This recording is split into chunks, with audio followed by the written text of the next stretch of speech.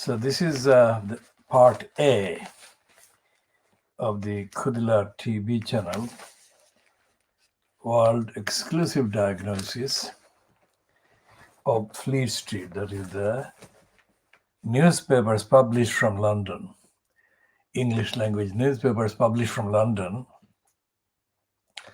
supposedly covering the whole key political information and news about the UK. So they're misleadingly called national newspapers. They're not national. They're Little England racist newspapers. And the Daily Mirror today embodies the racism of the Fleet Street papers, including that of the Daily Mirror. Now, the three levels of racism in Fleet Street, in Britain, in Little England. And the first is that they don't actually report racist incidents or racist behavior or racist policies or racist attitudes as racist. Think about that.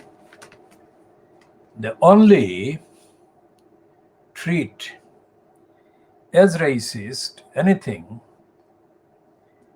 that is a diversion away from the racist practices and behavior in this country. So the Daily Mirror, which has got the commercial kind of supposed niche market as being the only tabloid, so-called, that doesn't perpetrate the lies of the conservative supporting Daily Scum, the Daily Mail, the Daily Express, the poisonous Beaverbrook's racist legacy, the Daily Racist Boris Graf, and the Daily Star. So what this Daily Mirror front page splash, and it literally is a 4-line splash, is telling its gullibles is that racism is only real when one white woman accuses another white woman of racistly insulting her because the complaining white woman is saying that her having a black boyfriend, black meaning African origin, whether it is somebody from Africa itself or from the Caribbean root, that is the racism. That is the racism that qualifies for being described as racist. Now, it's not an insult to Vanessa Felt's black boyfriend. Look at the headline. It says, "Countdown Anne's racist insult to me." That is not racist. It's not about her black boyfriend, whoever that was.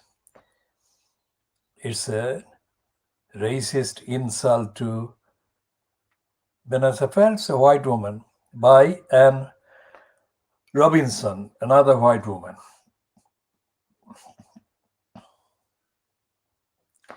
Now, this kind of comments The comment is that Anne Robinson said that Vanessa Feltz had a black boyfriend. That is the essence of the racist allegation. And the details are on page 9 of today's Daily Mirror. And it is an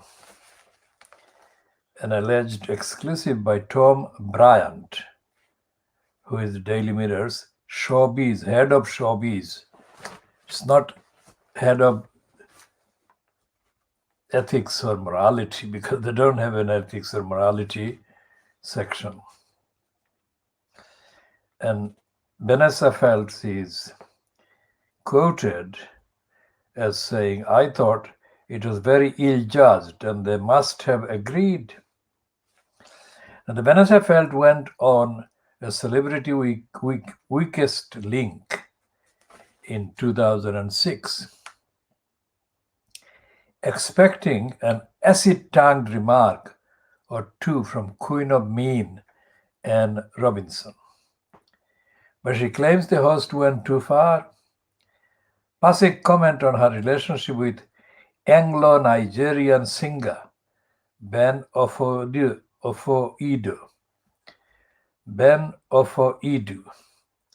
who became Vanessa's fiancé that year. She claims that during the quiz, Anne asked her, "Vanessa Feltz, looking the way you do, how do you think you land all these big black boyfriends?" So it's not just about one boyfriend, but it's all these big black boyfriends. Vanessa told the Mirror, I said, "I don't think you will use that in the show, as it's racist and also completely inaccurate and in every way unsuitable." And they didn't use it. "I thought it was very ill-judged, and they must have all agreed, as it wasn't aired." Reading that quote again. "And they didn't use it. I thought it was very ill-judged, and they must have agreed, as it wasn't aired." So the Mirror's Tom Bryant goes on, but she claims she still found the comment upsetting. She said it was quite a startling thing to be told in the middle of a huge auditorium with a huge audience and lots of other contestants and a huge crew. It wasn't a private, widespread, whispered remark in the toilet. It was part of an enormous television show. I didn't raise it with anyone afterwards, as I knew from my response that it couldn't be used. Drag act Dave Lynn was also on the quiz show and backs up Vanessa's claim. He said, "I was horrified actually at the time. I had met Vanessa quite a few times, including on her chat show. I remember Anne saying it, and I was quite shocked that she said it. We took a break, and I said to Vanessa, that was a bit odd. I thought it was a bit racist. I think she meant it as a joke, but it didn't come over like that, and Vanessa dealt with it very well." Vanessa, 58, who lives with 48-year-old Ben in St. John's Wood, London, spoke of the alleged weakest link incident on her BBC Radio London show. She said, "I have never chosen or been chosen by a boyfriend because of their race or ethnicity. It is because I like them and they like me. That's the only reason." She does not want N76 to be sacked as the host of Countdown. She told the Mirror, "There is no question that Some of the lines that she spoke when they were written for her, which they certainly did appear to be at the time, or whether she made them up, were deeply unkind and nasty. I think that was then, and countdown is now. I don't think one should have an effect on the other, if I am honest. If I'm honest with you, it hasn't ruined my life. But Wayman Bennett of Stand Up to Racism said, that is clear racism. And I'm surprised people who are so highly intelligent come up with such rubbish. The phrase reaches back to an imperialist past that shouldn't be celebrated. Anne was named the new host of Countdown on Monday by Channel 4, which has previously pledged a new and clear commitment to being an anti-racist organization. She takes over from Nick Hewer, 77, who is standing down after 10 years and will be the first female host. After her new job was announced, Anne said, I'm beyond thrilled to be joining Countdown. A former contestant on Weakest Link this week also accused Anne of giving him a public flogging and mocking his sexuality when he appeared on the quiz. Benjamin Butterworth filmed an appearance on the BBC show back in 2010. When he was just 18, Seaford declined to comment. Anne's PA did not return requests for comment. Now, this is the detailed piece that I have just read in full. And what this says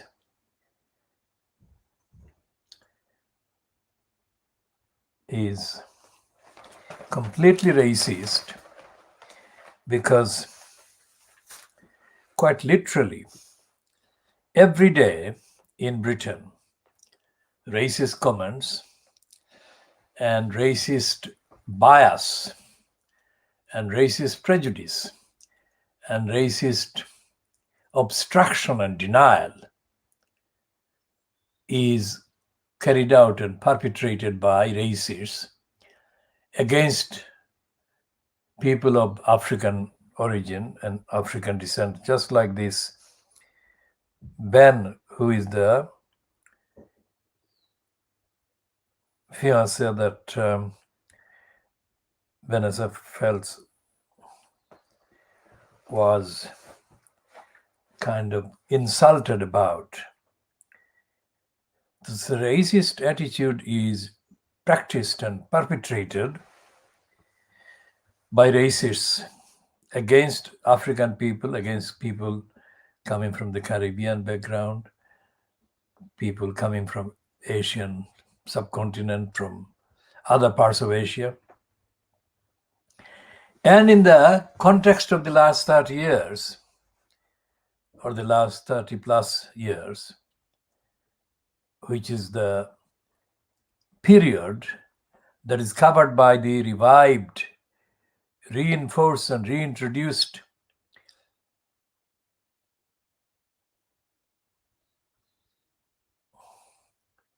attack on selected targets, the collective image of the Muslim community and the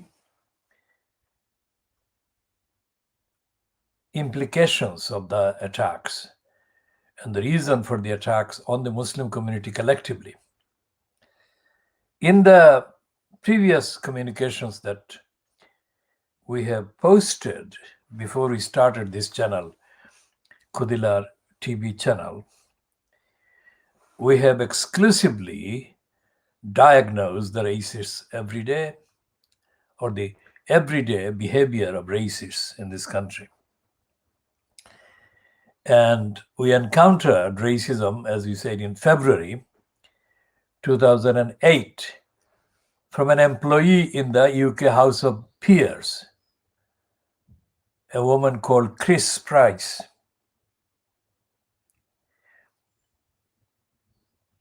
who shouted over the telephone when we made evidential, fact-based, fact-checking contacts by ringing the number that was given as being the number to contact for communications to the then proceedings by the House of Peers version of the Select Committee to rubber stamp the Crossrail bill. This Chris Price wasn't known to us. She was mentioned as the contact person, as the kind of administrative head of the section that was set up to provide clerical support to the peers, the House of Peers version of the Select Committee for the Crossrail Bill, 2008, February 2008. So we started communications around the time February 2008, January 2008, whenever, or December 2007, whenever it was that we were made aware of the administrative bureaucratic arrangements for opposing or opposition representations to the Crossrail Whole Bill. It's called Crossrail Bill, but we call it Crossrail Whole Bill. Whole being the center of the actual context of the campaign against the big business City of London and others attack against the Brick Lane, London E1 area and the adjoining areas in the east end of London. Now, this appearance by Vanessa Felt on the Anne Robinson fronted program was in 2006. So it was contemporaneously being broadcast with our campaigns and our campaigning representations. And we can say that in February 2006, on Saturday, the 11th of February 2006, there was a rally held at a room in the Brady Center in Hanbury Street. And this was attended also by George Galloway.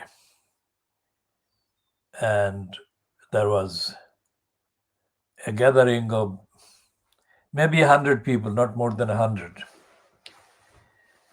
And I was one of the speakers. And I think the evidence shows that what I said created the most positive response in terms of humor, in terms of entertainment, in terms of information. And the things that I said included the then, at that stage, tally of the lies and the denials and the dishonesty and the criminality perpetrated by the then leadership of the crooked local council, the Tower Hamlets Council. And the leadership was personified, embodied by Michael Crook. Our campaign decided to call him Michael Crook because of his corruption. And it was long before the actual taking of the position by the Crook of leader of the Tower Hamlets Council. This predated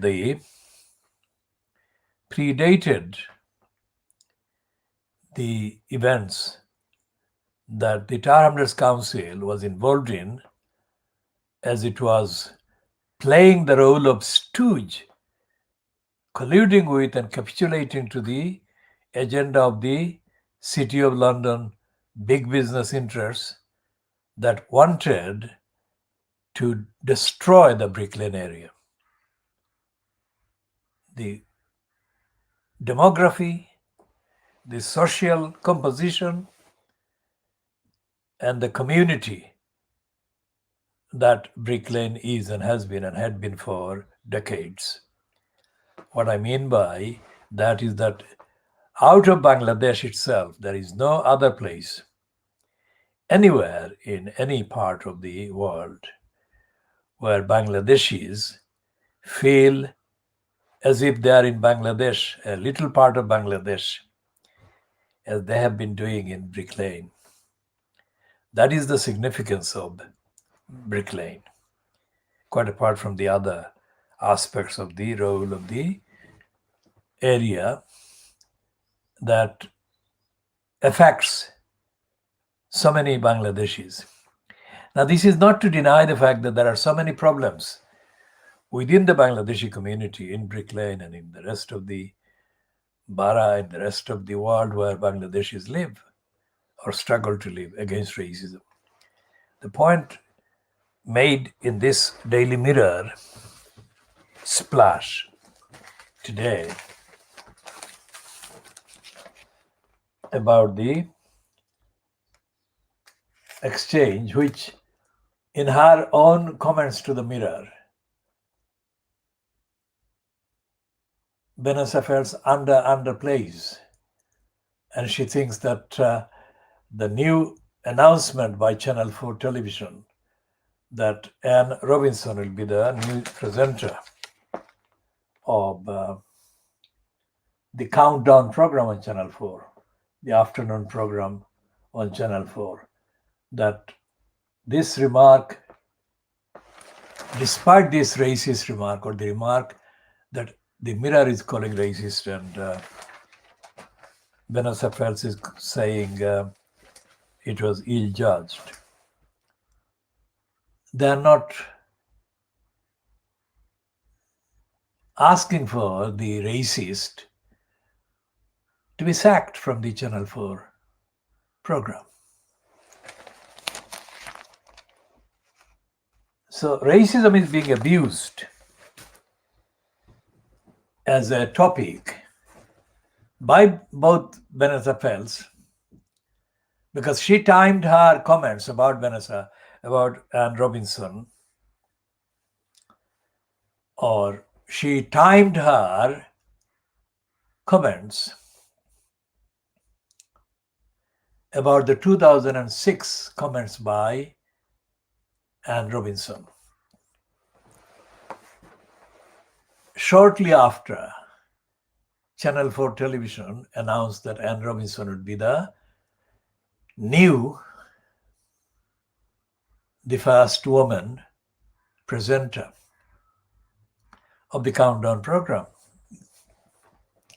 Now, for historical reasons, evidential reasons, I'm saying that it was Countdown, the first program that Channel 4 broadcast when it launched broadcasting. That was the first substantive or substantial program that Channel 4 television broadcast.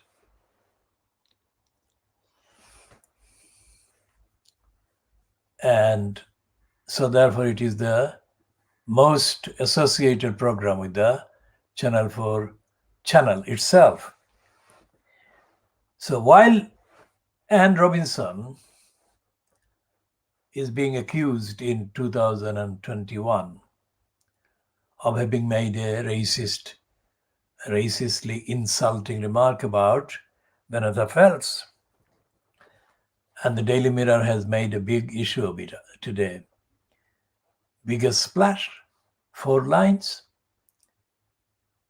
There is no evidence in the contents of the Daily Mirror today or in the last week or in the last year or in the last 15 years that it would say the word racist about any of the motivations behind the Crossrail whole attack plotted against the Brick Lane area. Think about that. And yet, that Crossrail whole plot was 1,000 times more factually really racist than anything that transpired between Anne Robinson and Vanessa Felt. And in that recording of that part or that episode of the program, The Weakest Link. So this is the reality, this is the difference, and this is the diagnosis, the world exclusive diagnosis. We are not broadcasting a kind of glamorous, kind of eye-catching or whatever charade. What we are doing is publishing original research and action material and contents. This is something that actually directly affected our community and affects the whole community. And it is the reality of racism in Britain that we are addressing. It is not being addressed by the Daily Mirror. It's not being addressed by any of the other titles in Fleet Street. In fact, it's not being addressed even by George Galloway. Remember, he attended a meeting held in the smaller spaced room in the Brady Center on Saturday, the 11th of February 2006, where I was the main speaker, or I was the first speaker. And the video recordings show George Galloway cheering as I was speaking, because it wasn't just him that cheered, but he was filmed as sitting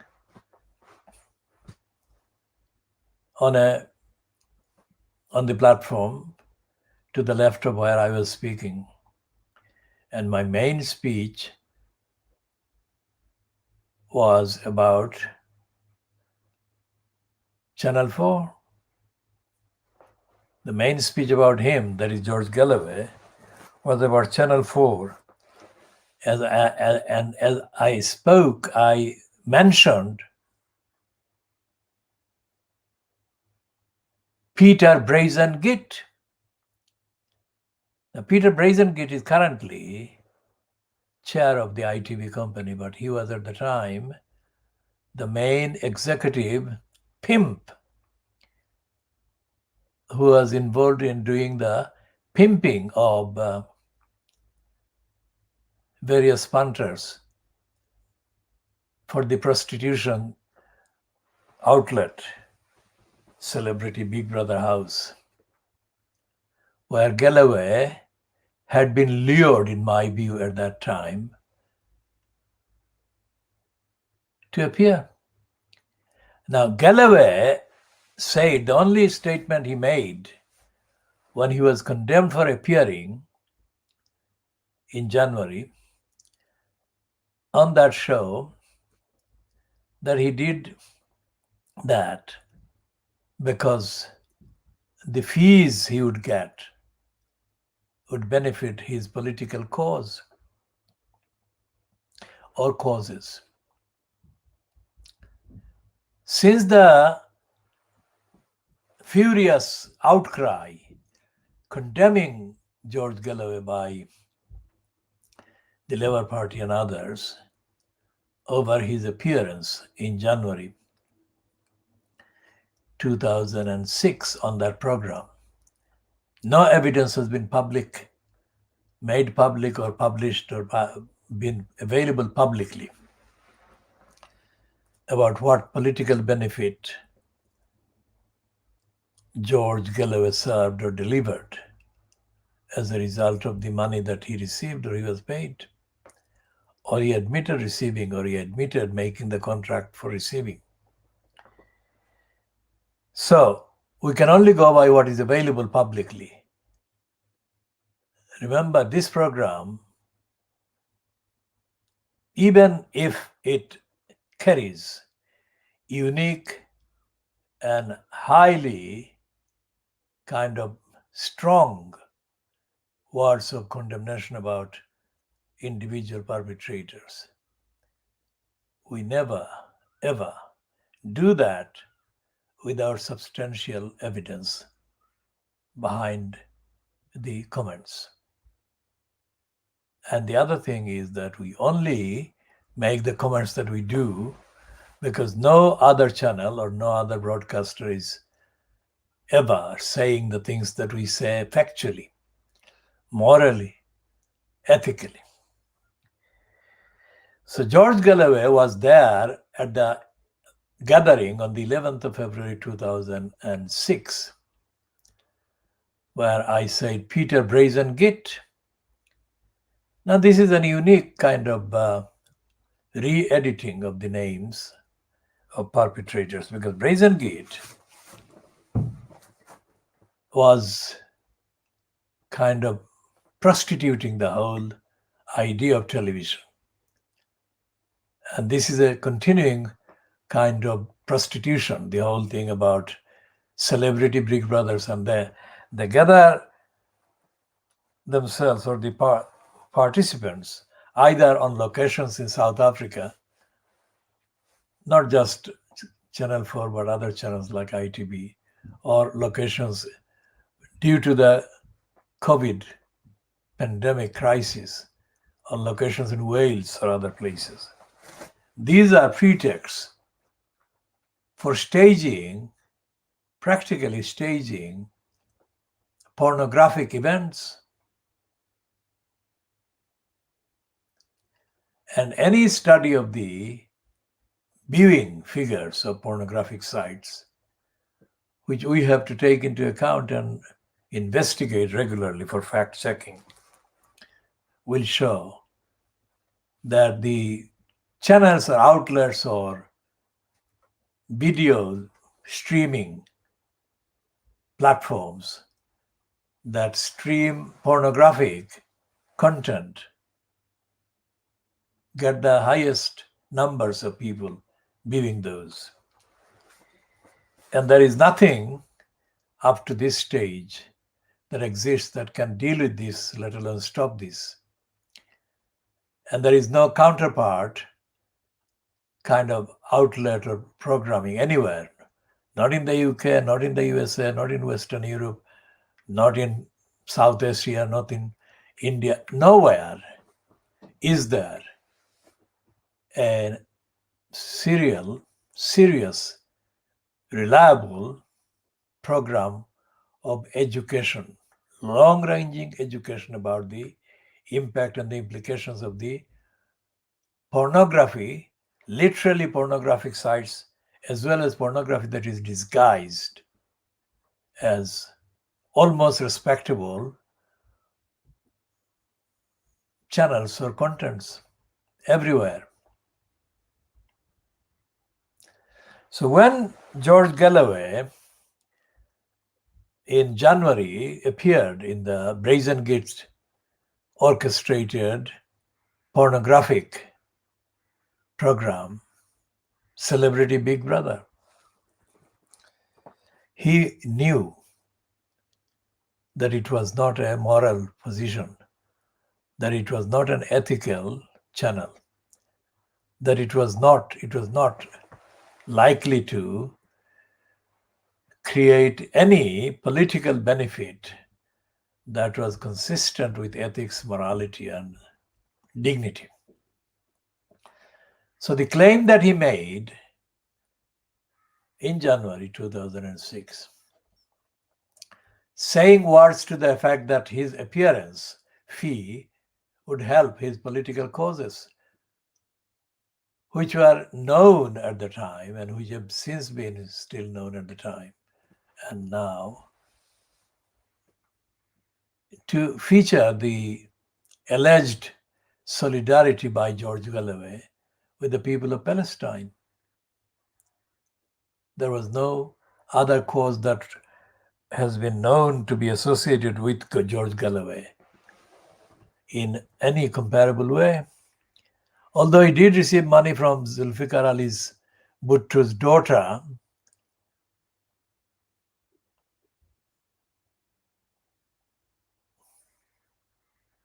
when she was in control of the party that her father had founded.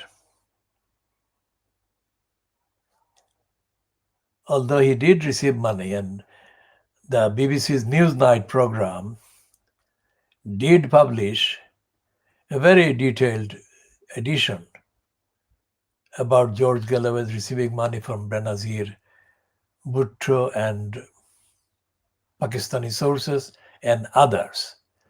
To this day, George Galloway has failed to institute any legal challenge against any of the contents that the BBC Newsnight broadcast against him. That is fact.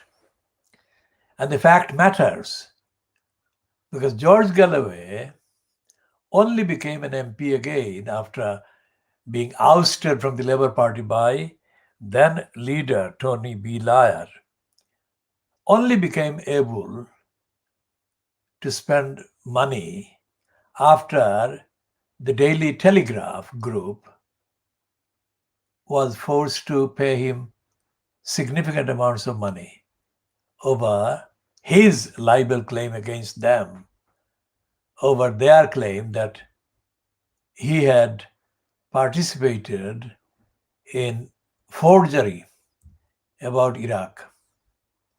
We don't need to go into the details about the forgery because the details are online available. So it would not be necessary to include the details, but the fact is contextually very important. When George Galloway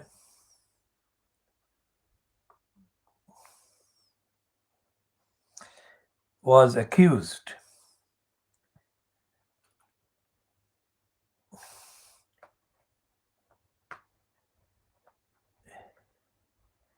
of other kind of connections,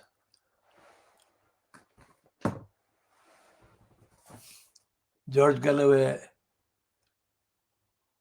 issued several threats to sue several people. And those allegations that he threatened those other people with defamation action over, those allegations or alleged statements against him paled into insignificance in terms of seriousness of allegation made by the Newsnight program. And George Galloway, to this day, as far as we can see, failed to initiate any libel action against the BBC. So that is important. Because Galloway said in his only substantial statement explaining why he had accepted Brazengate's money to appear on the celebrity Big Brother house in January 2006, that he would have used the money to benefit political causes. By the political causes, we here refer to his various assertions about making supporting statements about various issues, none of which was known to be having anything to do with glamour, anything to do with pornography, anything to do with anything that is known as immoral. But that's not true, because what he did then in that program, Celebrity Big Brother House, was get caught being filmed doing almost pornographic things. And he did that as he appeared with Rula Lenska, a Polish-born British actress. I mean, we are not making any critical comment about Rula Lenska, but we are just referring to her as a participant in that program. And the details of how almost pornographic George Galloway's behavior was is still accessible at this stage online. A sample can be found very easily.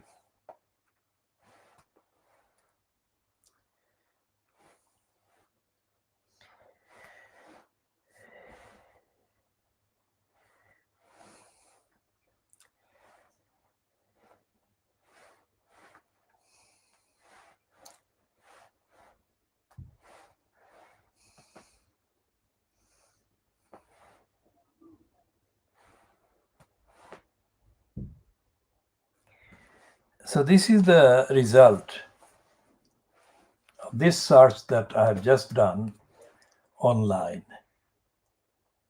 These are the images that come up. And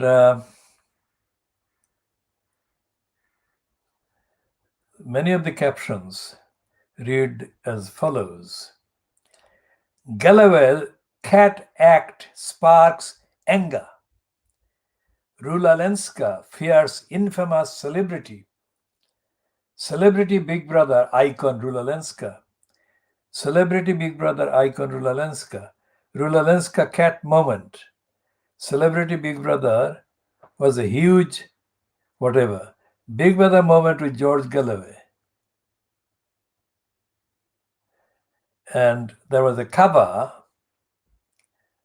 on the Private Eye, issue 1150, which had the headline, Galloway, Big Brother shock. And it read,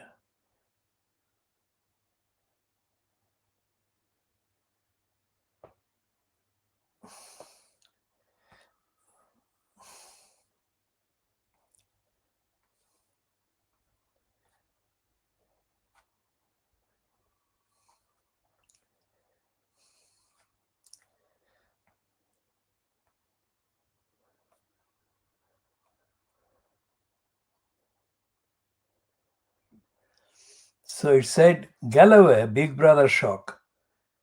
And then Saddam said, you can get up now.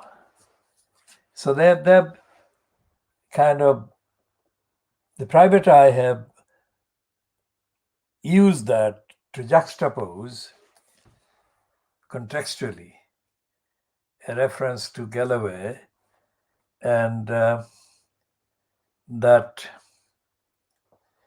relationship with Saddam Hussein.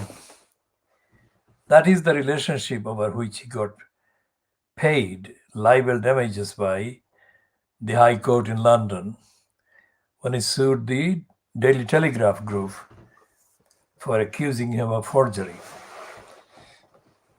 and other wrongs. Now, when he appeared as a cat or impersonating a cat and doing the full kind of deal, if you like, as a pretend cat in front of Rula Lenska,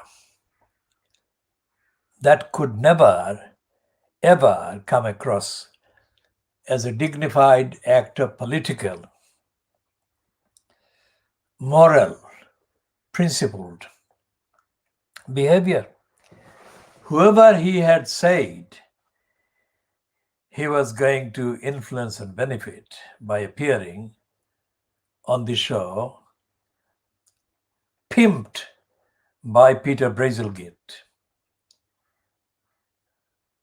could not be impressed by that kind of behavior.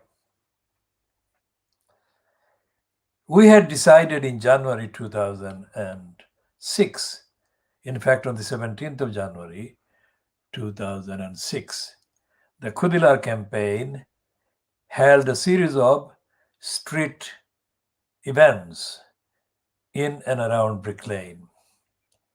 First, we did the event in Prince-Lear Street. Then we walked along and into Brick Lane, and then went right into Brick Lane, and then right again from Brick Lane into Hanbury Street, where we held another rally on the 17th of January 2006. The rally participants with me included K. Jordan, and we had not planned long before that day's events. But when we did actually hold the rallies, we decided on the spot to defend the democratic rights of the people in the constituency of Bethnal Green and Bow, because nobody had actually addressed the issues. And we had not, until then, any real kind of content-based relationship with George Galloway in terms of campaigning politically. We campaigned against Una King, but we didn't campaign for George Galloway. But the impact of our campaign against Una King for the election of May 2005, the previous year, the impact and the fallout was to George Galloway's benefit 100%, because of the context and because of the contents of what we said and what we have been saying since about defending the community, defending the values of democracy and democratic accountability in Tower Hamlets, in East London, and in the rest of London and the UK. George Galloway never sued any of the people who had ridiculed him and condemned him over the Peter Brazengate's kind of hospitality that he accepted in return for money. And he hasn't done that since then. So it's 14, 15 calendar years. When we spoke in defense of democracy in the constituency, we had to very clearly separate the needs of the constituency to be defended against the Crossrail whole plot. And the absence of any elected post holder at local or regional or central UK Parliament levels supporting the community. We were doing the campaign, but those were not being supported by any of those incumbents in elected posts. So what happened was that the incumbents in the elected posts, including Michael Crook, who was a councillor on Tower Hamlets Council, Michael Crook and the then MP, of course, for the areas covered by the constituency, Una King, and the regional kind of assembly, which is the London Assembly, where the Borough Tar Hamlers, including Bethnal Green and Bow, was being kind of abused by John Biggs, who was in place at the expense of the constituency of Tar Hamlers and Newham and the City of London. That was the Greater London Assembly constituency seat that John Biggs was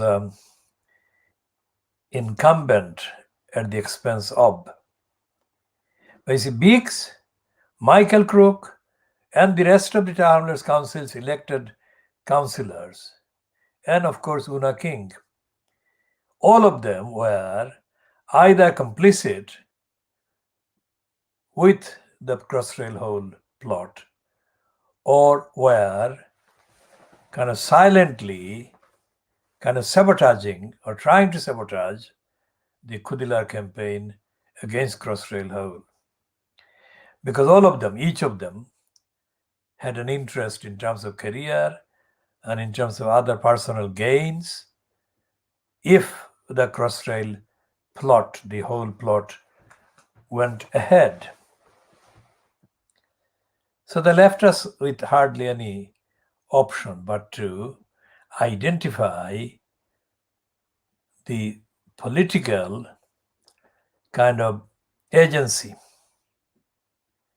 Because Una King had not supported us at the time before Galloway went into the kind of House of Commons after the May 2005 election. But the impact, her connections with the council continued and perpetuated even after the May 2005 election. So Una King, Michael Crook, and John Biggs, all of them were a part or parts of the same cabal, the corrupt cabal at the expense of the electors of Tower Hamlets. In January 2006. And today, Friday, the 19th of February 2021, they remain part of the same cabal, these three. Think about the time. So they have been very solid in collaboration with one another, ideologically, with the forces that were inimical, antagonistic, hostile to the basic rights of the people immediately in Brick Lane and nearby areas, and in the rest of the borough, in the rest of the East End of London. So for 14, 15 years, they have been consistently united as a cabal. And that cabal unity is exposed in the fact that there is a rich mass center. They call it rich mix center, but we call it, based on evidence, rich mass center, based not far from the junction of Brick Lane and Bethnal Green Road, but it's just maybe 50 or 100 years from the junction of Brick Lane and Bethnal Green. The Tar Hamlets councils, millions, have been put into this rich mass center. And this rich mass center has as its corrupt directors Michael Crook and Una King, amongst others. And the rich mass center failed financially to pay the council the money that it had been paid as loan. So altogether, it was more than 8 million, 9 million pounds. So when John Biggs got into the post of the corrupt mayor or the corrupt mayor post on the 11th of June 2015,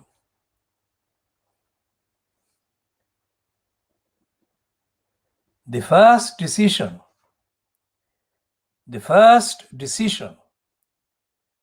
that the crook John Biggs made by abusing the post of mayor was to write off, that is to cancel the multi-million pound debt owed to the public by the Tower Hamlets Council, owed by the Reach Mass Centre. That is how brazen, without doubt, how brazen he was. So all of these were years to come when we correctly anticipated that these crooks would not give up, denying and betraying the local community, even if George Galloway wasn't in the Big Brother house. And they are still at it, these liars and deniers and traitors to the local community and to the electors of Tower Hamlets. So we made the decision instantly as we began the rally in the Brick Hanbury Street part on the 17th of January 2006, that we shall uphold the democracy and the democratic rights of the community in the constituency.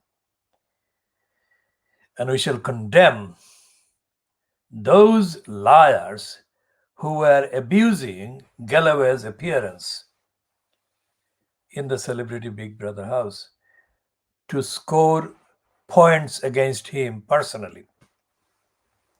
We said there is no way that we would support that morally and ethically. If Galloway did a wrong thing, if he was careless, then he can have the option to apologize for this carelessness or whatever. But his role, his position as the locally elected MP cannot be put at risk by the abusers of his appearance on the celebrity Big Brother house, even if he was a victim, in effect, in the long term, of the pimping promises made by Peter Brazen Git.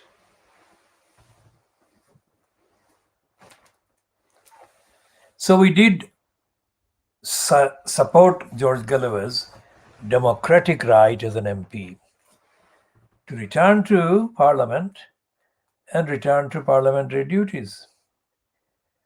And it was on that basis that we said to him and about him what we did say at that rally in the middle of Hanbury Street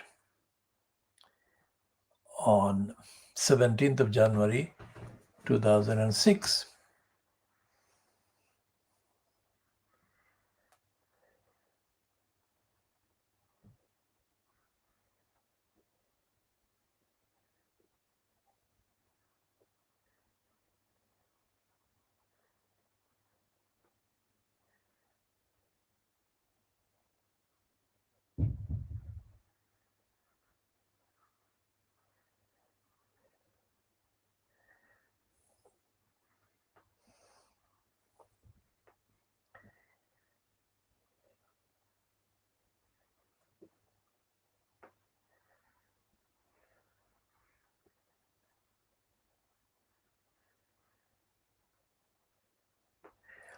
So we provided the only, repeat, the only, to this day, the only source, locally campaigning source of clear democratic support to George Galloway. We have published details of the extent of that support previously, so we shall not be repeating in this edition the details, except to say that George Galloway has never recognized the Khoodeelaar campaign in any speeches that he has made in Parliament, not truthfully. The only reference to or references to the Khoodeelaar campaign were contained in his appearance before the MPs committee in June 2006, but those comments were false, misleading, untruthful, because he said, Galloway that is, that he was working with the leaders of the Khoodeelaar campaign, pointing to the gallery where I was sitting along with other people. But there were not leaders of the Khoodeelaar campaign. That was Galloway's bias and prejudice. And if he did that anywhere else, that would be an intentional set of lies. The Khoodeelaar campaign was founded by me, organized by me, led by me, and it is led by me all the time on every aspect. It's a fact. It's not something I have ever done for money. Nobody has paid me money. Nobody has given me any benefit. In fact, I have been attacked because of the Khoodeelaar campaign throughout the time. One of the attackers was, of course, the racist criminal liar Michael Crook, who in September 2005 came out of the Brady Center and issued a statement of criminal, racist, untruthful, provocative lies against me. Neither Michael Crook nor any other racist has ever had any evidence for any of the attacks they have made against me. The only reason why Michael Crook has ever attacked me is because of my role in attacking, exposing him and the other crooks and racists. So what we are doing here today is putting in context, if we look at the details of the contents we have said so far, context the racism of the Daily Mirror. Because all the indications existed and still exist that one of the reasons why the agenda of digging a hole in Brick Lane under the cover of Crossrail was to undermine the Bangladeshi community. So that's the long story. And that goes back to significant events like the Sunday Times Color magazine article. I led the campaign there, and I led the campaign elsewhere in defense of the community in Tower Hamlets, in Brick Lane, and elsewhere. The Sunday Times Color supplement, written by a woman called Leslie Garner and published on the 2nd of December 1973.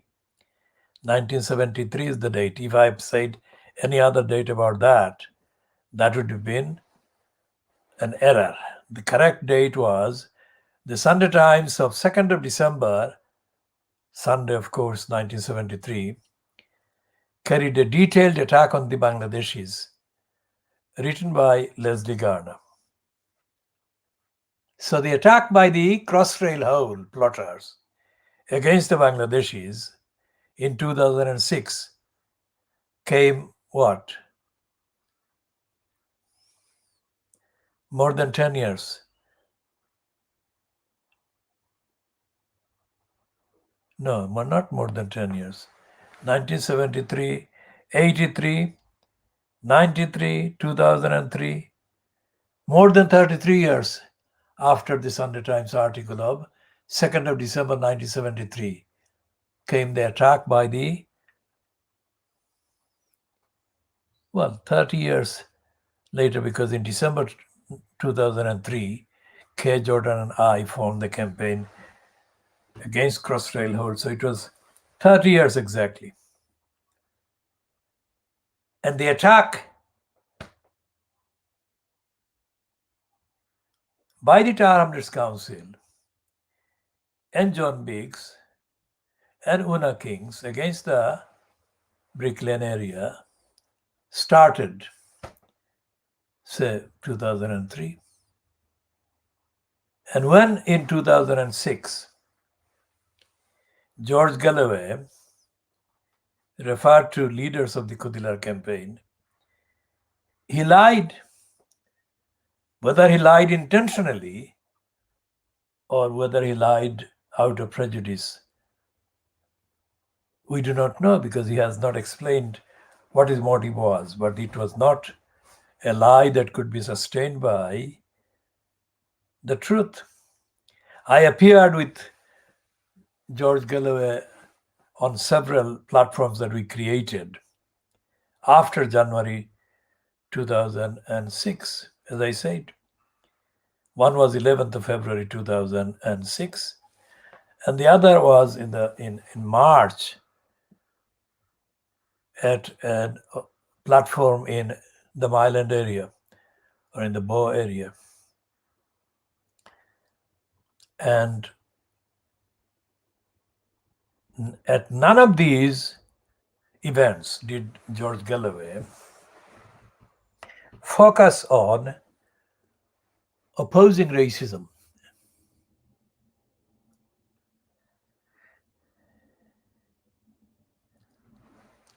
And when he held a so-called press conference in Azmal Hussein's restaurant in April 2006, George Galloway made the only local reference without the platform being organized by the Khoodeelaar campaign, to the Khoodeelaar campaign and the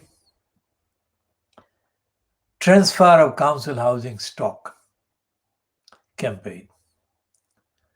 Now, if we look at the utterances about his career since being allowed to return to Parliament by the people of Bethnal Green and Bow, we find that George Galloway has been very, very, very ungrateful and careless. Ingratitude and lack of care in that way, to that extent, cannot be allowed as if they were slippages or one-off errors. The years of George Galloway, since becoming an MP in the May 2005 election in Bethnal Green and Bow, the behavior and his strategic moves show that even somebody as self-promoting as George Galloway has been, as the champion of the people and the masses and all the rest of it, can be found on the evidence as being shallow. It's not a one-off criticism about George Galloway himself only. It's a comprehensive, diagnostic, evidential, analytical, originally fact-checked rejection of the claim that there is a democracy at work in the UK. and it is also a rejection and expose of the core corruption of Fleet Street, the Daily Mirror, the Guardian, the Times, the Financial Times, the Daily Telegraph, the Daily Star, the Daily Express, the Daily Mail, the Sun, and the I newspaper or the I paper. All of these papers are organs, carriers, peddlers of lies, and collectively and severally and separately, each one and all of them represent the racist agenda narrative.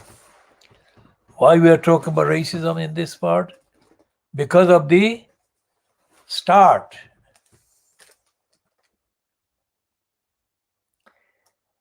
The start is the Daily Mirror today.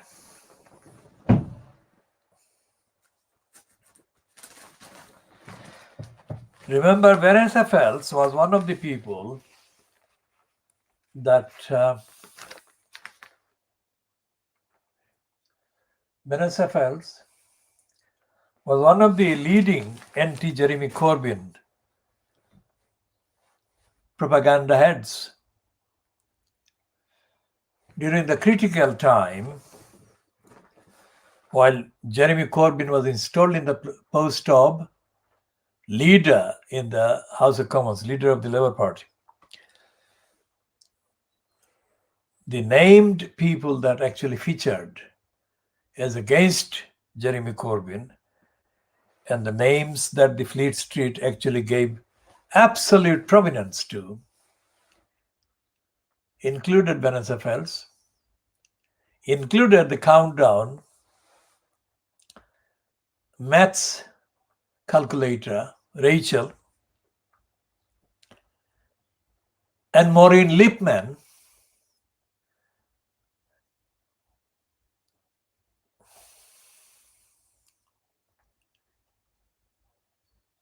and the barking MP,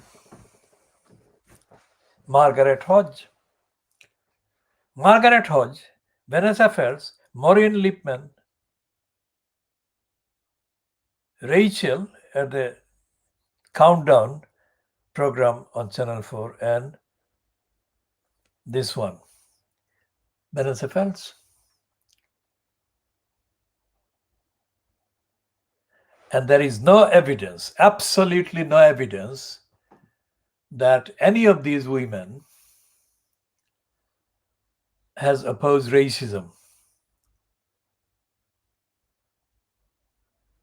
The racism as practiced against the Western African people or African origin people or West or the Caribbean origin black people or people from the subcontinent of India, Bangladesh and Pakistan, Sri Lanka, Nepal, or from the other parts of Asia. They never have been. It's not an invention or biased kind of observation by us. It is a fact of the record. And that is itself racist, because they were given publicity, big time publicity in the mainstream media and the Fleet Street against Jeremy Corbyn on one sole allegation. The allegation being that he was against the Jewish people. Well, we have made no secret of the fact that intellectually we find Corbyn lacking, and that his leadership of the Labour Party for 5 years or so failed because of his intellectual limitation. Contrary to the many of the myths that the fans have been kind of spreading about Corbyn, Corbyn intellectually lacks the ability and the capacity for the job that he must have in order to fulfill the duties that the country needs.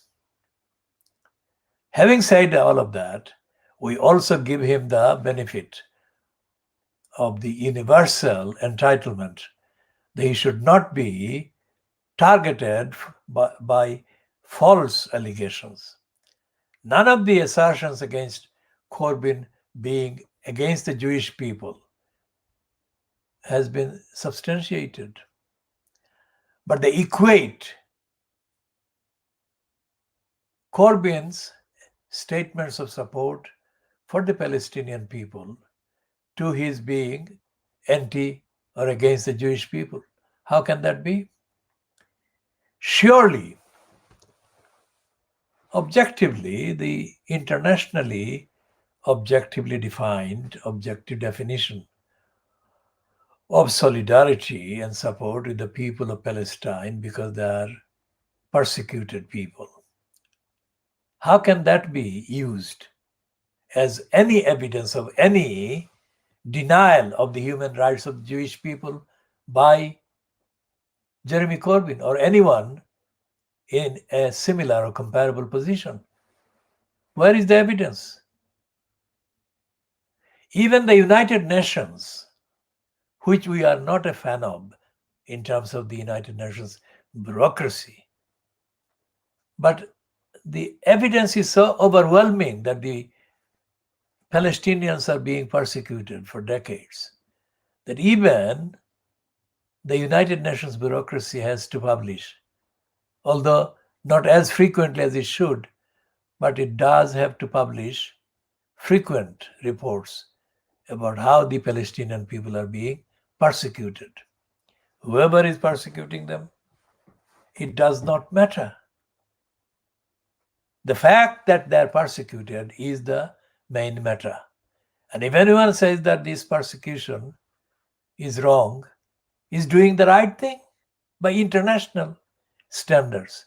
And yet Jeremy Corbyn has been made a victim of false allegations, unsubstantiated allegations that actually violate the United Nations founding values and principles and aims and purposes. And many of the United Nations agencies' fact-finding conclusions.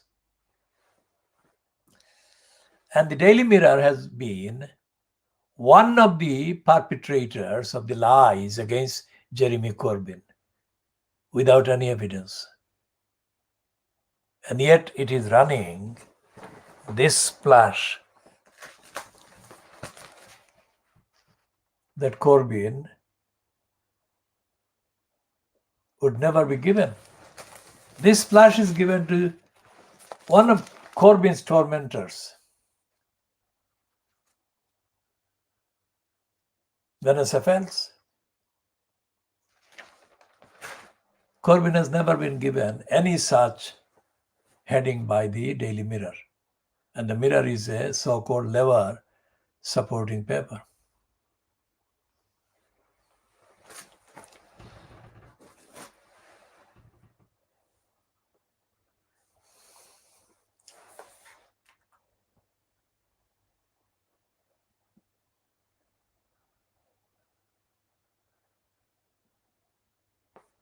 So this is the time 1740 GMT when we shall end this part A